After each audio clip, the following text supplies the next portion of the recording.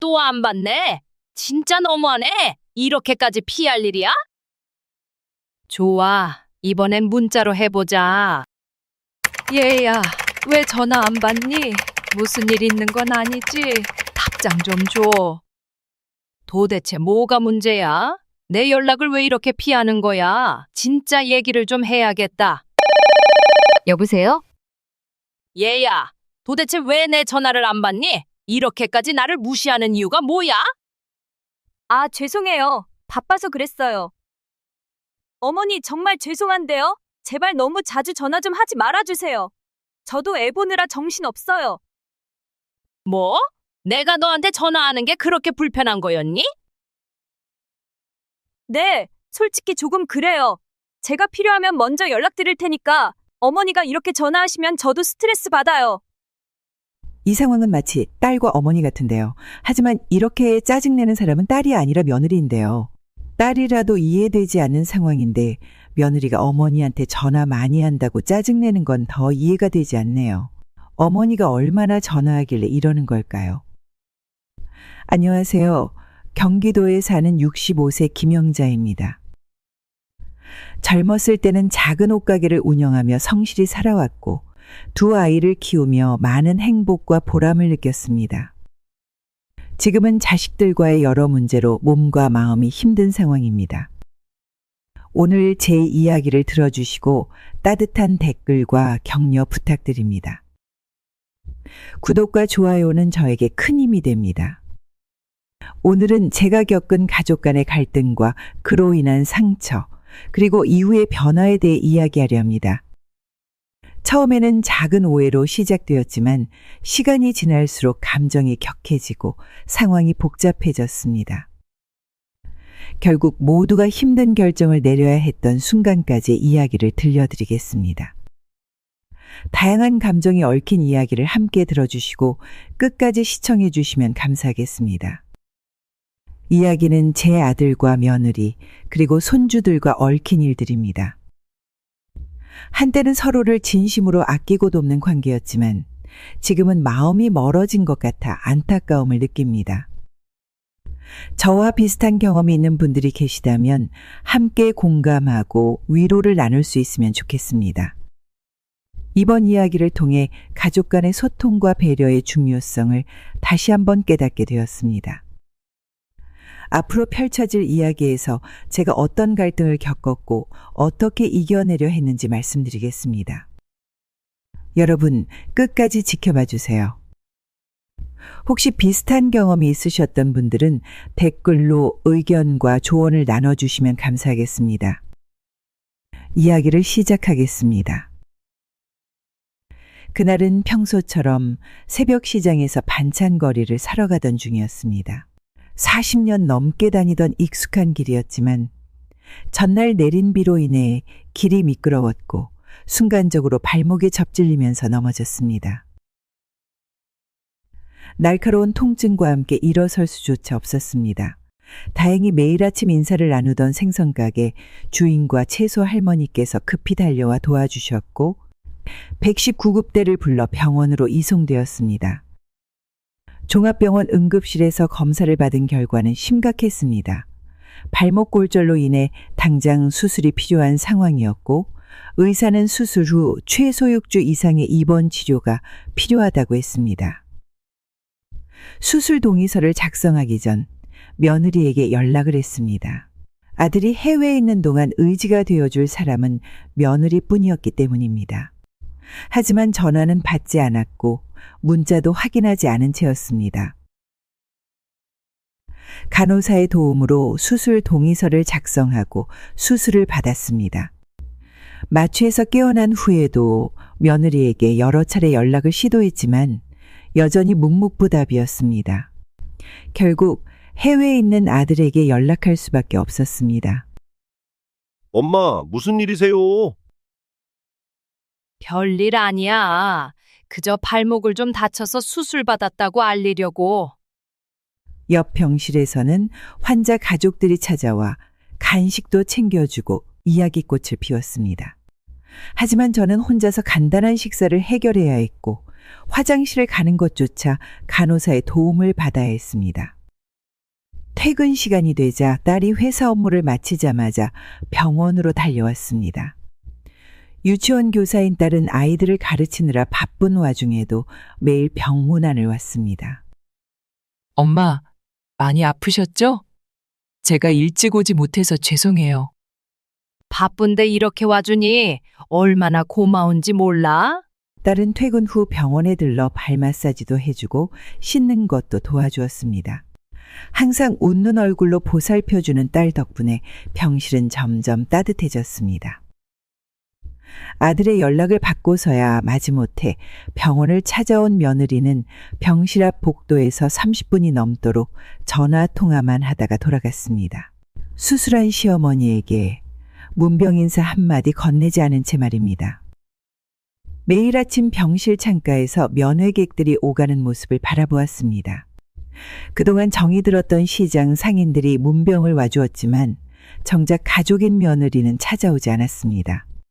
발목의 통증보다 더 크게 느껴지는 것은 며느리의 무관심이었습니다. 간호사들은 매일 친절하게 치료를 도와주었고 입원 생활에 필요한 것들을 챙겨주었습니다. 하지만 가족의 빈자리를 채울 수는 없었습니다.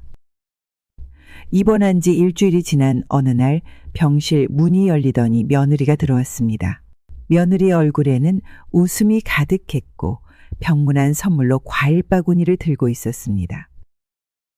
평소와 다른 며느리의 모습에 왠지 모를 불안함이 스쳤습니다. 아니나 다를까. 며느리는 병상 옆 의자에 앉자마자 손녀 돌잔치 이야기를 꺼냈습니다. 어머님, 다음 달이 지민이 돌인데 남편 없이 혼자 준비하려니 너무 막막해요. 아들이 출장 중이라 많이 힘들겠구나. 그래서 말인데 어머님께서 금전적으로 조금만 도와주시면 안 될까요? 병실하는 순간 무거운 정적이 감돌았습니다. 수술 후 한 번도 문병 오지 않던 며느리가 갑자기 찾아온 이유가 바로 이것이었습니다. 아픈 시어머니 걱정에 찾아온 것이 아니라 돈이 필요해서 온 것이었습니다. 평소라면 단숨에 거절했을 테지만 손녀의 첫 돌잔치라는 말에 마음이 흔들렸습니다. 500만 원만 빌려주시면 돌잔치 끝나고 바로 갚을게요. 제발 도와주세요. 알겠다. 퇴원하면 통장에서 찾아줄게. 며느리 얼굴에 환한 미소가 번졌습니다. 하지만 그 미소 뒤에 숨겨진 계산적인 모습이 안타까웠습니다. 문병 한번 제대로 오지 않던 며느리가 돈이 필요하니 찾아왔다는 사실이 마음 한켠을 아프게 했습니다. 며느리는 돈 이야기를 끝내자마자 급한 약속이 있다며 서둘러 일어났습니다. 병실을 나서는 며느리의 뒷모습을 바라보며 복잡한 감정이 밀려왔습니다. 자식이 낳은 첫 손녀의 돌잔치인데 도와주지 않을 수는 없었습니다. 하지만 이런 식으로 찾아와 돈을 요구하는 며느리의 태도가 서운했습니다. 딸이 퇴근하고 병문안을 왔을 때 이 이야기를 전했더니 딸은 한숨을 쉬며 고개를 저었습니다. 엄마 너무한 거 아니야? 문병도 제대로 안 오더니 이제 와서 돈 때문에 오고. 입원해 있는 동안 단 한 번도 진심 어린 문병을 오지 않던 며느리였습니다. 이제야 찾아온 이유가 돈 때문이라는 사실에 마음이 무거워졌습니다. 하지만 손녀의 돌잔치를 생각하며 마음을 다잡았습니다. 퇴원을 하고 일주일이 지난 어느 날 며느리에게서 문자가 왔습니다. 첫 손녀의 돌잔치를 앞두고 시어머니에게 보낸 문자의 내용은 뜻밖이었습니다. 어머님, 발목 수술하신 지 얼마 안 되어서 많이 불편하실 것 같아요. 돌잔치 날 오시지 않으셔도 됩니다. 500만 원을 빌려간 며느리가 보낸 메시지였습니다. 발목이 아프다는 핑계로 손녀의 첫 돌잔치에 오지 말라는 말이었습니다. 평생 처음 겪는 일이었습니다. 하지만 저도 걸어다니기도 많이 불편해서 가면 괜히 여러 사람 신경 쓰이게 할 테니 가지 않아야겠다고 생각하고 돌잔치 잘하고 못 가서 미안하다고 문자를 보냈습니다. 저녁이 되자 돌잔치가 어땠는지 궁금해지는 겁니다. 사진이라도 몇 장 보고 싶은 마음에 며느리에게 전화를 걸었지만 바쁜 일이 있는지 받지 않는 겁니다. 그래서 딸에게 전화를 걸어 사진을 보내달라고 했더니 놀라운 사실을 알게 되었습니다. 며느리는 시댁 친척들, 누구에게도 돌잔치 초대장을 보내지 않았다는 것이었습니다. 어머, 잊어버리고 있었는데 오늘 돌잔치였어? 왜 근데 연락을 안 했지? 결국 화가 난 마음을 진정시키지 못하고 며느리에게 전화를 걸었습니다. 여러 번의 신호음 끝에 며느리가 전화를 받았습니다. 너 왜 시댁 식구들은 왜 초대하지 않은 거니? 아이고, 어머님, 너무 정신이 없어서 깜빡했네요. 죄송해요. 말끝도 채 듣지 않고 전화를 끊어버렸습니다. 그동안 장사를 하면서 수많은 거짓말을 들어왔지만 이렇게 뻔뻔한 변명은 처음이었습니다. 친정 식구들은 모두 초대하면서 시댁 식구들은 잊어버렸다는 말이 어떻게 설득력이 있을 수 있었을까요? 딸은 분통을 터뜨리며 이야기했습니다. 돌잔치에서 할머니와 시댁 식구들을 완전히 배제하려 했던 며느리의 행동은 도저히 이해할 수 없었습니다. 시어머니의 수술비까지 요구하고 돌잔치 비용까지 받아간 며느리가 이런 식으로 나올 줄은 상상도 하지 못했습니다. 며느리의 차가운 말투와 뻔뻔한 변명은 마치 얼음장 같았습니다. 돈이 필요할 때는 굽실거리더니 이제는 완전히 무시하는 모습을 보이며 저의 마음을 아프게 했습니다. 시어머니도 시댁 식구들도 없는 돌잔치를 했던 것입니다. 첫 손녀의 기쁜 날에 할머니와 친척들이 함께 축하해 주는 것이 당연한 일인데 며느리는 이를 완전히 무시했습니다. 이런 서운함은 처음이었습니다. 너무 속상한 나머지 친구들에게 털어놨습니다. 모두 이 소식을 듣고 안타까워했습니다. 손녀의 돌잔치에 할머니가 참석하지 못한다는 이야기에 모두가 고개를 저었습니다. 발목 통증은 나아지고 있었지만 마음의 상처는 더 깊어졌습니다. 아들이 한국에 온 지 한 달 만에 가족들과 함께 저녁 식사를 하기로 했습니다. 해외 출장이 잦은 아들이라 얼굴 보기가 쉽지 않았기에 온 가족이 함께하는 저녁 식사가 무척 기대됐습니다. 좋은 음식점에서 오랜만에 가족과 함께하는 식사라 설렘과 기대감으로 가장 좋아하는 원피스를 입고 약속 장소로 향했습니다. 늘 깔끔하게 지내왔기에 오늘도 평소처럼 단정하게 차림을 했습니다. 식당에 도착해서 자리에 앉자마자 며느리가 인상을 찌푸리더니 갑자기 말을 꺼냈습니다. 어머님, 옷에서 이상한 냄새가 나는데요? 식당에 있던 다른 손님들도 들을 수 있는 큰 목소리였습니다. 평생 이런 모욕적인 말은 처음 들었습니다. 늘 깨끗하게 관리했던 옷이었는데 며느리의 말에 순간 얼굴이 화끈거렸습니다. 아들은 이런 며느리의 모습에 화를 냈습니다. 지금 뭐 하는 거야? 당장 엄마한테 사과해. 며느리는 아들의 말에 마지못해 사과를 했지만 진심이 담기지 않은 형식적인 사과였습니다. 오히려 입맛을 다시며 불쾌한 표정을 지었습니다. 저녁 식사 내내 며느리는 코를 막는 신용을 하며 불편한 기색을 드러냈습니다. 평생 단정하고 깔끔하게 살아왔는데 이제는 이상한 냄새가 난다며 며느리에게 무시당하는 상황이 되었습니다. 평생을 깔끔하게 살아왔기에 옷에서 냄새가 날 리 없다는 것을 알았지만 식당에 있는 다른 손님들 앞에서 창피를 당한 기분이 들었습니다. 항상 깨끗하게 지내려 노력했던 지난 시간들이 며느리의 한마디에 무너져 내렸습니다.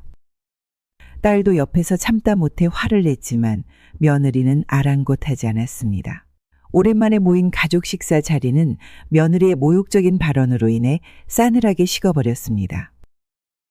일주일 후 친구들과 동네 파리바게트에서 커피를 마시며 이야기를 나누고 있었습니다. 친구들과 함께라서 잠시나마 며느리와의 불편했던 일들을 잊을 수 있었습니다. 빵집 문이 열리면서 며느리가 들어왔습니다. 며느리는 저희 자리를 보지 못하고 빵을 고르며 전화 통화를 하고 있었습니다. 통화 내용이 저희 테이블까지 크게 들렸습니다. 언니, 나 진짜 미치겠어. 우리 신랑이 시어머니한테 가서 사과하래. 안 가면 이혼하겠다는 거야. 내가 뭘 잘못했다고 사과를 해. 옷에서 냄새 나는 건 사실이잖아.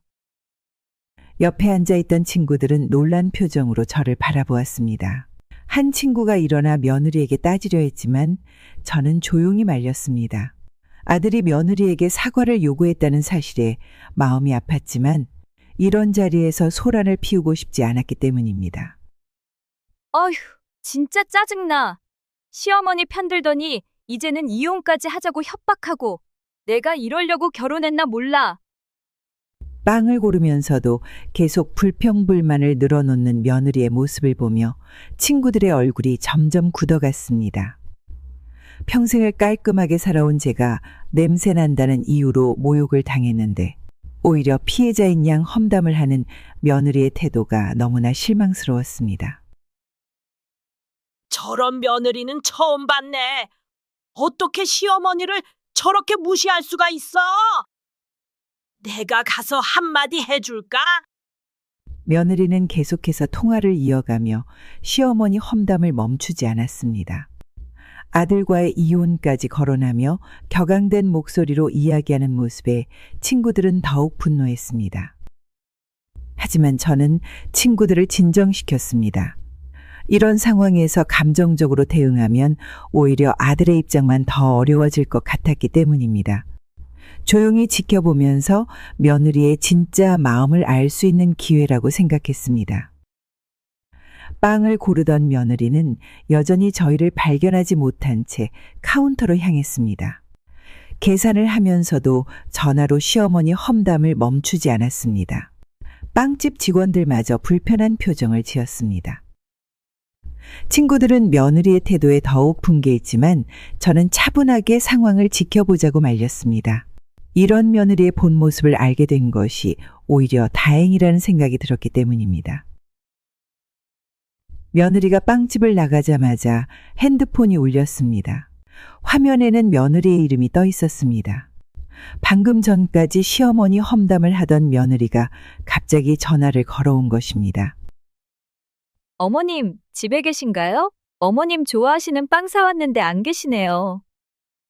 친구들은 방금 전까지 시어머니를 험담하던 며느리의 돌변한 태도에 입을 다물지 못했습니다.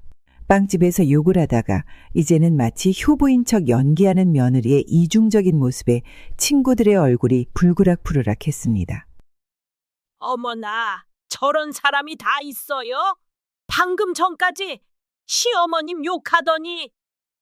얼굴도 두꺼워라. 어떻게 저렇게 태연하게 전화를 할 수 있죠? 옆자리에서 지켜보던 빵집 직원들도 놀란 표정이었습니다. 방금 전까지 큰 소리로 시어머니 험담을 하던 사람이 이제는 다정한 목소리로 빵을 사왔다고 하니 말입니다. 며느리는 계속해서 전화로 어디 계시냐고 물었습니다. 친구들은 당장 따지자고 했지만 차분하게 상황을 지켜보기로 했습니다. 방금 전 통화에서 며느리의 진심을 확인했기 때문입니다. 친구들과 작별 인사를 하고 집으로 향했습니다. 빵집에서 있었던 일로 마음이 무거웠지만 며느리의 진짜 마음을 알게 된 것이 다행이라는 생각이 들었습니다. 집 앞에 도착하자 며느리가 현관 앞에서 기다리고 있었습니다. 손에는 빵집에서 산 봉지가 들려 있었고 얼굴에는 웃음을 띄우고 있었습니다. 방금 전까지 빵집에서 시어머니를 험담하던 모습과는 완전히 달랐습니다.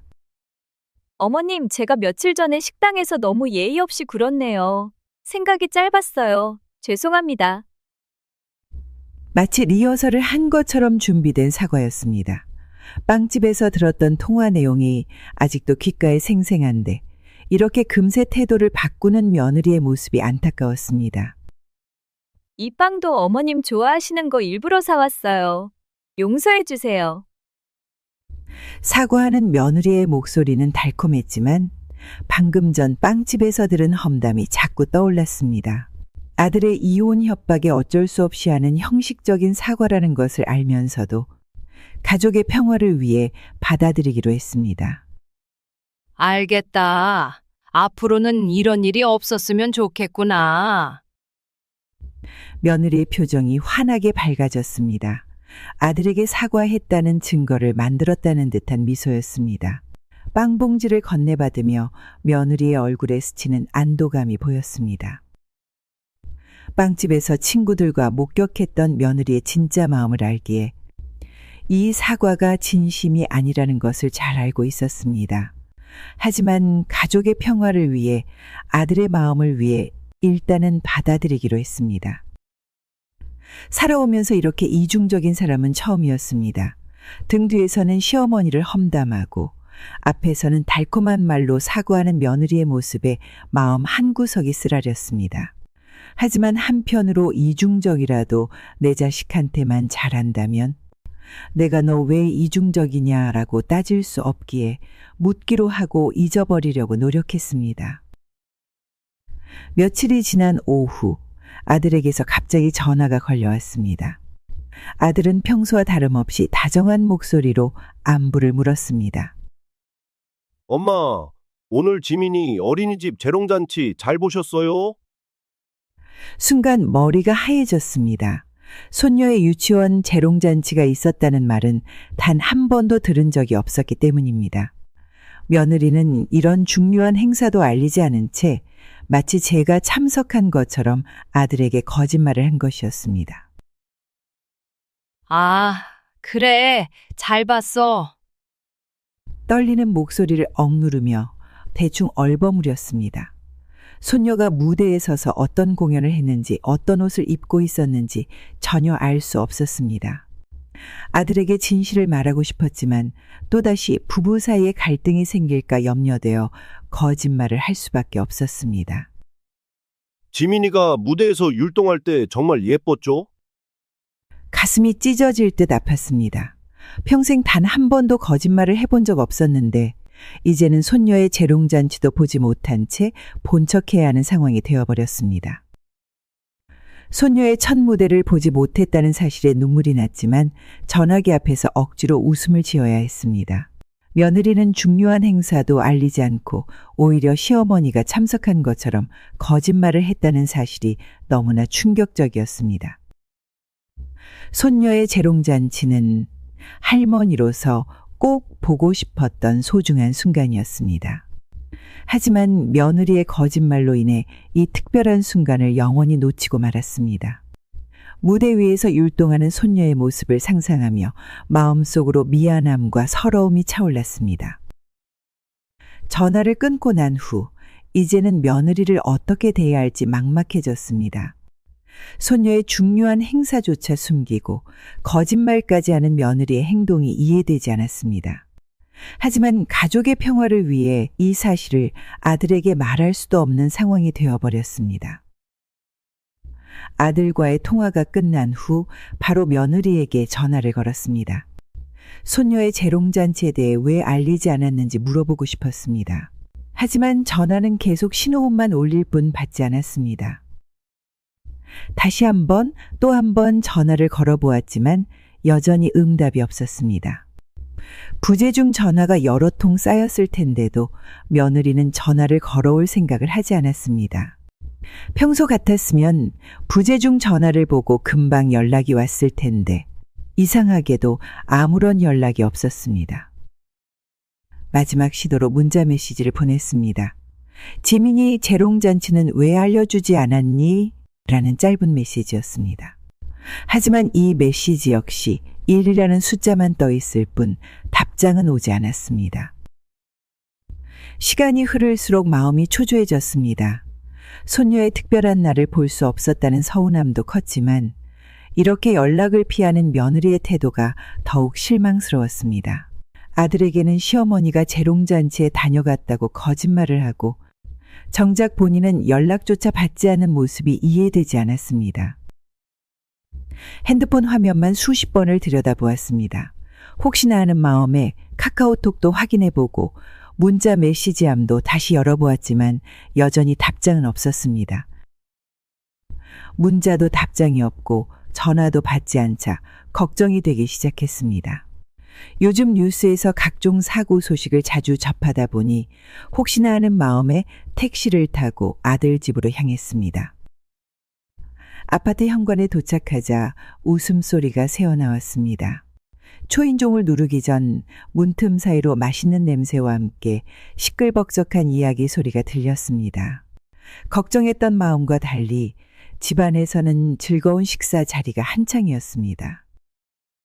며느리의 친정 식구들이 모여 대게를 쪄먹고 있었고 테이블 위에는 소주잔도 놓여 있었습니다. 며느리는 연락이 안 된다는 핑계로 시어머니를 피하면서 친정 식구들과 즐거운 시간을 보내고 있었던 것입니다. 어머님 어쩐 일로 오셨어요? 오실 줄 알았으면 대게를 더 샀을 텐데. 같이 드실래요? 마치 아무 일도 없었다는 듯 웃으며 말하는 며느리의 모습에 가슴 한켠이 아려왔습니다. 손녀의 재롱잔치도 알리지 않고 연락도 피하더니 이제는 이런 식사 자리에서도 시어머니를 배제하는 모습이 너무나 서운했습니다. 친정 어머니는 상다리가 부러질 정도로 차려진 식탁 앞에서 즐거운 시간을 보내고 있었습니다. 정작 시어머니는 이런 자리에 초대조차 되지 않았다는 사실이 마음 아팠습니다. 아니다. 전화가 안 돼서 혹시나 해서 왔어. 잘 지내는 것 같으니 다행이구나. 난 이만 가볼게. 집을 나서는 발걸음이 무거웠습니다. 며느리가 이렇게까지 차갑게 대할 이유가 무엇인지 이해할 수 없었습니다. 결혼식 날 딸처럼 아끼겠다던 약속은 어디로 갔는지 이제는 완전히 남이 되어버린 것만 같았습니다. 집으로 돌아오는 길, 며느리의 행동이 더욱 의문스러워졌습니다. 평소에는 손에서 핸드폰을 놓지 않던 며느리였습니다. SNS에 식사 사진을 올리는 것을 좋아하고 카카오톡 메시지도 금방금방 확인하던 며느리가 왜 시어머니의 연락만 피했는지 이해할 수 없었습니다. 식당에서 밥을 먹을 때도, 길을 걸을 때도, 심지어 운전할 때도 핸드폰을 손에 들고 있던 며느리였습니다. 친구들과는 수시로 연락하고 친정 식구들과도 매일같이 통화하던 며느리가 시어머니의 전화만 받지 않았다는 사실이 마음을 아프게 했습니다. 특히 손녀의 재롱잔치 날 다른 친척들과 친구들에게는 사진과 영상을 보내면서도 정작 할머니에게는 알리지도 않았다는 점이 더욱 서운했습니다. 핸드폰으로 수많은 사람들과 소통하면서도 유독 시어머니만 제외했다는 사실은 분명 단순한 실수가 아니었습니다. 대개 파티 사진도 아마 SNS에 올라갔을 것입니다. 친구들과 친정 식구들에게 자랑하면서도 시어머니에게는 연락 한 통 없었던 며느리의 차가운 마음이 이해되지 않았습니다. 이런 생각을 하다 보니 지난날의 기억들이 떠올랐습니다. 결혼 초기에는 카카오톡으로 일상을 공유하고 맛있는 음식을 먹을 때면 사진도 보내주던 며느리였는데 언제부터인가 조금씩 변해갔습니다. 처음에는 바빠서 연락을 못했다고 했고 나중에는 핸드폰을 못 봤다는 핑계를 대더니 이제는 아예 연락조차 피하는 사이가 되어버렸습니다. 손에서 핸드폰을 놓지 않는 며느리가 시어머니의 연락만 피한다는 것은 분명 의도적인 행동이었습니다. 아마도 이 순간에도 며느리는 친구들과 메시지를 주고받고 있을 것입니다. 하지만 시어머니의 부재중 전화와 문자는 그대로 방치된 채로 남아있겠죠. 이런 생각을 하니 마음 한구석이 더욱 쓸쓸해졌습니다. 어느 날 딸이 급하게 전화를 걸어왔습니다. 회사에서 갑자기 출장이 잡혔는데 손자를 돌봐줄 사람이 필요하다고 했습니다. 딸은 이혼한 상황이라 낮에는 보모가 와서 돌봐주지만 밤에 아이와 함께 자줄 사람이 필요한 상황이었습니다. 엄마, 죄송한데 일주일만 도와주실 수 있으세요? 밤에만 같이 자주시면 돼요. 당연히 도와주겠다고 했습니다. 손자와 함께 보내는 시간은 늘 행복했기 때문입니다. 딸의 부탁에 흔쾌히 승낙했고 짐을 꾸려 딸의 집으로 향했습니다. 그런데 이 소식을 들은 며느리가 찾아왔습니다. 어머님, 지민이도 같이 봐주실 수 있나요? 저도 며칠 집을 비워야 해서요. 이유를 물어보자 며느리는 친정어머니가 갑자기 편찮으셔서 병간호를 해야 한다고 말했습니다. 평소 건강하시던 친정어머니가 갑자기 아프셨다는 말에 걱정되는 마음에 손녀도 함께 돌보기로 약속했습니다. 손자와 손녀를 돌보는 지 닷새째 되던 날 딸에게서 전화가 걸려왔습니다. 제주도 출장 중인 딸의 목소리가 떨렸습니다. 엄마, 지금 제가 찍은 사진과 동영상 보내드릴게요. 혹시 새언니 친정어머님 병간호 간 거 맞아요? 딸이 보내온 사진 속에는 며느리와 낯선 남자가 제주도 호텔 로비에서 다정하게 걸어가는 모습이 담겨 있었습니다. 친정어머니 병간호라며 집을 비운다고 했던 며느리가 호텔에서 내연남과 함께 있었던 것입니다. 또 다른 동영상에는 며느리가 해변가 레스토랑에서 남자와 와인을 마시며 웃고 있는 장면이 찍혀 있었습니다. 며느리는 아이를 맡기면서 했던 거짓말이 부끄럽지도 않은지 즐거운 표정이었습니다. 딸이 제주도로 출장을 간다는 사실을 모르고 내연남과 여행을 떠난 며느리는 결국 딸에게 발각되고 말았습니다. 아이를 돌봐주는 저를 속이고 남편을 배신하는 모습이 고스란히 카메라에 담겼습니다. 어린 손주들이 잠든 방을 바라보니 눈물이 났습니다.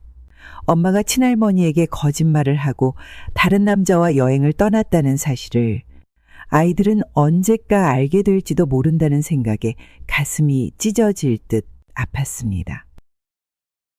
딸이 찍은 사진과 동영상을 보면서도 믿기지 않았습니다. 결혼식 날 찍은 사진 속 며느리는 순수하고 해맑습니다. 그런데 이제는 아이의 엄마가 되어서도 이런 일을 저지르다니 도저히 이해할 수 없었습니다. 며느리의 배신은 단순히 남편에 대한 배신이 아니었습니다.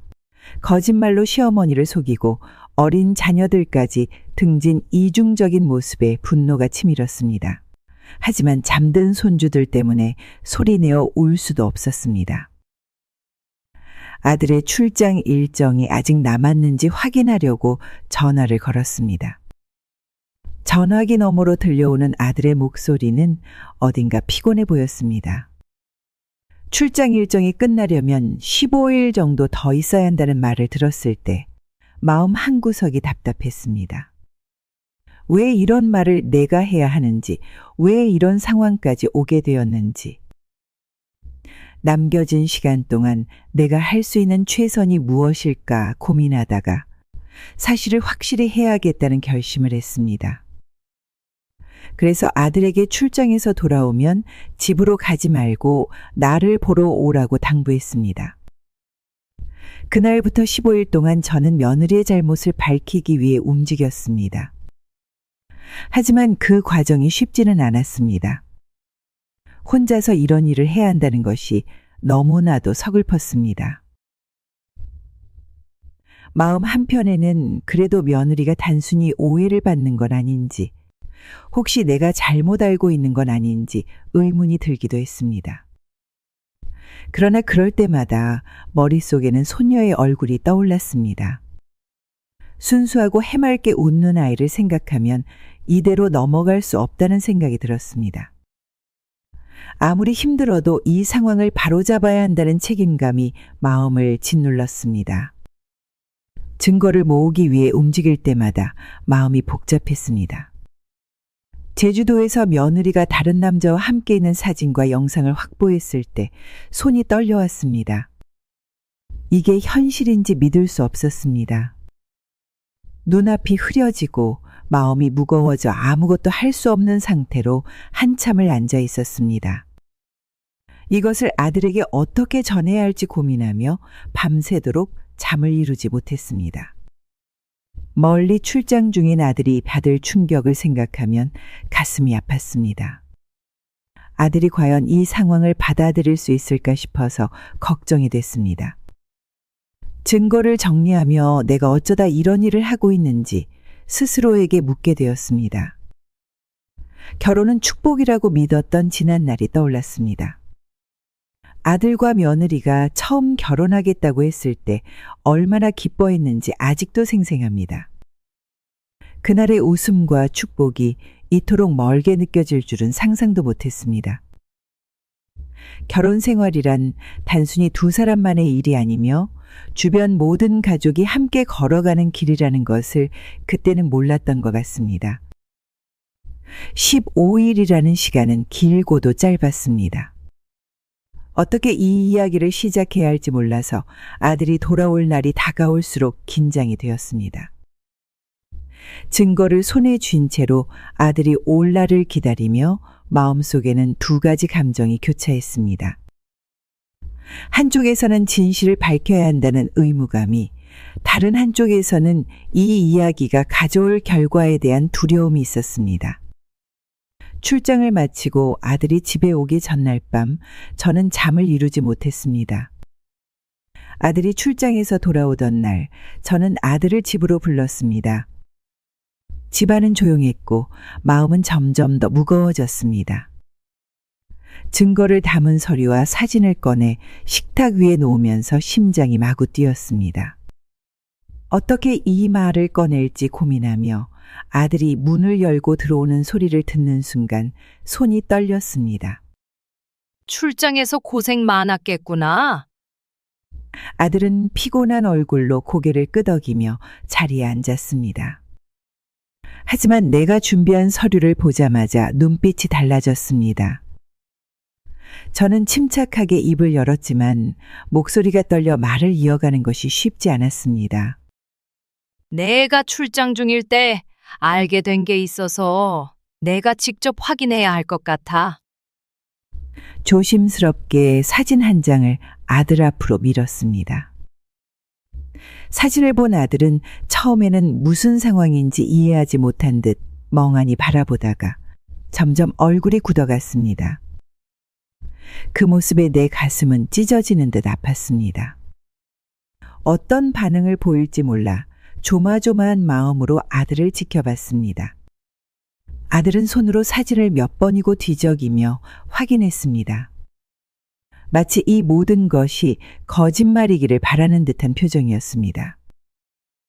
그 순간 저는 아들이 얼마나 충격을 받았는지 알 수 있었습니다. 몸이 뻣뻣하게 굳어있는 모습에 마음이 먹먹해졌습니다. 엄마도 믿고 싶지 않았어. 다른 사람에게는 말하지 않았으니까 걱정하지 말고 차분히 생각해 보렴. 내 말에 아들은 아무 말도 하지 않았습니다. 그저 눈을 감고 고개를 숙인 채 한참을 그대로 있었습니다. 조금 시간이 흐르자 아들은 서류를 덮고 깊은 한숨을 내쉬었습니다. 그제야 조금씩 얼굴에 변화가 보였습니다. 분노와 슬픔, 그리고 실망이 뒤섞인 표정이었고 그 모습이 나를 더욱 아프게 했습니다. 아들은 조용히 자리에서 일어나 거실을 서성였습니다.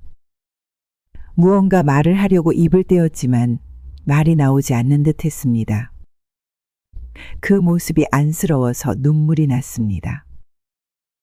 아이를 위해서, 가족을 위해서 끝까지 참으려고 애써왔던 아들의 마음이 느껴져서였습니다. 잠시 후 아들은 굳은 표정으로 다시 자리에 앉았습니다. 그리고 결심한 듯한 목소리로 말했습니다. 이제는 결정을 내려야 할 것 같아요. 저는 그 말에 고개를 끄덕이며 묵묵히 아들을 바라봤습니다. 아들의 표정에는 아직도 고통과 혼란이 서려 있었지만 단단한 결심이 엿보였습니다. 그날 밤 아들은 서류와 사진을 챙겨 집으로 돌아갔습니다. 저는 빈 거실에 홀로 앉아 한참을 울었습니다. 아들의 마음이 얼마나 무거울지 생각하면 견딜 수 없었습니다. 하지만 이 결정을 통해 아들이 더 이상 고통받지 않기를 바라는 마음뿐이었습니다. 아들이 집으로 돌아간 후 저는 그저 조용히 아침을 맞이했습니다. 그러나 마음 한구석이 무겁고 어두웠습니다. 아들이 며느리에게 어떤 말을 했을지 상상조차 할 수 없었지만 분명 쉽게 넘길 일이 아니었을 겁니다. 그날 낮 전화벨이 울렸습니다. 화면에는 며느리의 이름이 떴습니다. 저는 핸드폰을 쥔 손이 떨리는 것을 느꼈습니다. 벨 소리는 계속 울렸지만 받지 않았습니다. 저는 그저 손을 내려놓고 깊게 숨을 내쉬었습니다. 전화벨이 꺼지자 마음이 잠시 놓이는가 싶더니 곧이어 다시 울리기 시작했습니다. 저는 핸드폰을 바라보다가 화면을 꺼버렸습니다. 계속해서 울리는 전화벨이 나를 점점 더 불안하게 만들었습니다. 그날 저녁 핸드폰을 확인했을 때 부재중 전화와 문자 메시지가 가득했습니다.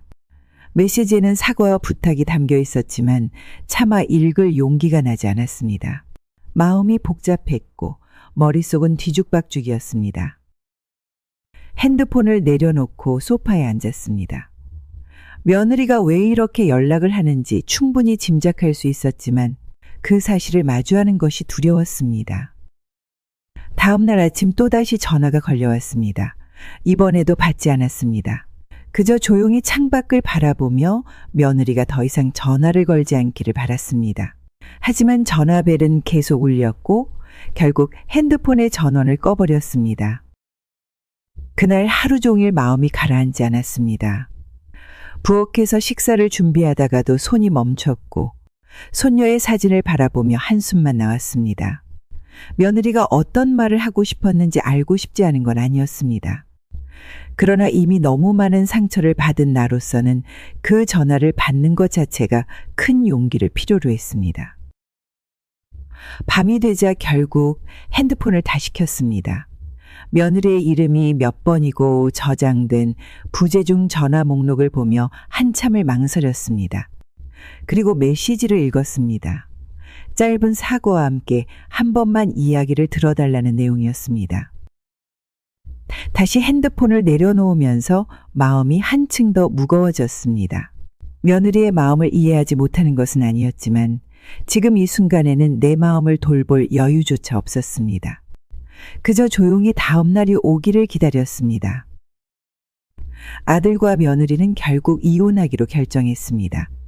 그 과정이 결코 쉽지 않았음을 누구보다도 잘 알고 있었기에 그 소식을 들었을 때 마음이 한없이 무거워졌습니다.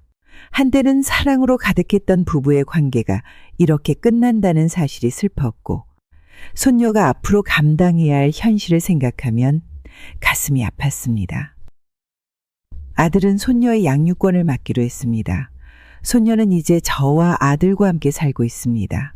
매일 밝게 웃는 손녀의 얼굴을 보면 다행이라는 생각이 들면서도 어린 나이에 이렇게 큰 변화를 겪어야 한다는 것이 안쓰럽기만 했습니다. 손녀가 느꼈을 혼란과 외로움은 말로 다 할 수 없을 것입니다. 며느리는 일주일에 한 번씩 손녀를 만나러 옵니다. 약속된 날이 되면 손녀는 문 앞에서 기다리며 자주 며느리의 이름을 불렀습니다. 그 모습에 마음이 울컥하면서도 이제는 손녀가 이런 상황에 조금씩 적응하고 있다는 것을 느낄 수 있었습니다. 하지만 한편으로는 그 어린 마음 속에도 상처가 남아있을까봐 걱정이 되었습니다. 며느리가 손녀를 만나러 올 때마다 멀찍이 떨어져 지켜보곤 했습니다. 며느리가 손녀를 안아주는 모습을 보면 이상하게도 마음이 복잡해졌습니다. 과거의 일들에 대한 원망과 함께 그도 어쩌면 새로운 시작을 위해 최선을 다하고 있는 것일지도 모른다는 생각이 스쳤습니다. 이런 생각이 들 때마다 감정이 뒤섞여 혼란스러웠습니다. 손녀와 며느리가 만나는 시간은 길지 않았지만 그 짧은 시간 속에서도 손녀는 눈이 반짝이며 행복한 표정을 짓곤 했습니다. 그 모습을 보면서 아이에게 가장 필요한 것은 사랑과 안정이라는 것을 다시 한번 깨닫게 되었습니다. 하루는 손녀가 며느리와 함께 놀고 돌아와 내게 달려왔습니다. 아이는 며느리와 함께 했던 시간을 이야기하며 환히 웃었습니다. 그 웃음을 보며 안도감과 함께 묘한 슬픔을 느꼈습니다. 손녀에게는 엄마도 아빠도 모두 소중한 존재임을 너무나도 잘 알기 때문이었습니다. 아들과 손녀와 함께 지내는 생활은 조금씩 안정되어 가고 있습니다. 아들은 일과 육아를 병행하며 하루하루 최선을 다하고 있습니다. 그런 모습을 보면 대견한 마음이 들면서도 마음 한구석에는 여전히 아들의 행복을 바라는 간절한 소망이 남아 있었습니다. 손녀는 가끔씩 며느리와 아들이 같이 살지 않는 이유를 물어보곤 했습니다. 아이의 그 맑은 눈동자에 담긴 질문에 어떻게 대답해야 할지 몰라 그저 미소를 지으며 머리를 쓰다듬어 주었습니다. 그럴 때마다 마음속으로는 아이가 이 모든 것을 이해할 수 있는 날이 오기를 바랐습니다. 이제 우리 가족은 어쩌면 새로운 시작을 준비하고 있는지도 모릅니다. 과거의 아픔이 완전히 사라질 수는 없겠지만 그럼에도 불구하고 앞으로 나아가기 위해 서로를 의지하며 살아가고 있습니다. 제 이야기를 들으면서 슬픔과 갈등 속에서도 가족의 의미를 다시 한번 생각해 볼 수 있는 시간이 되었기를 바랍니다. 여러분은 이 상황에서 어떻게 행동했을까요? 비슷한 경험이 있거나 가족과의 관계에서 어려움을 겪었던 분들이라면 여러분의 소중한 이야기를 댓글로 나눠주세요. 따뜻한 조언과 응원의 말씀이 서로에게 큰 힘이 될 수 있습니다. 제 사연이 공감되셨다면 좋아요 버튼을 눌러주시고 앞으로도 가족과 삶에 관한 이야기를 함께하고 싶으시다면 구독 버튼을 꼭 눌러주세요. 여러분의 관심과 응원이 저에게 큰 힘이 됩니다. 다음 시간에도 진솔한 이야기로 찾아뵙겠습니다. 감사합니다.